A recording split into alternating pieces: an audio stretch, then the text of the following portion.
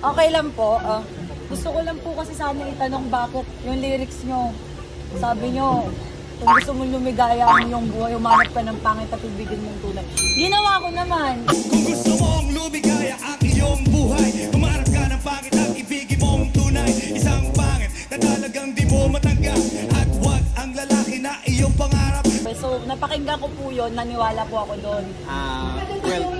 Tama ka naman, sinabi ko yun, umarap ka ng pangit, ibigin ng tunay. Opo.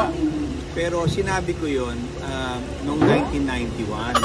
1991? Hindi ko sinabi yun para pang 2022. Sinabi yun parang gano'n. Okay. So, tama si Donna ngayon. So, Diba? siguro wala Sorry, nang pisa Andrew yun.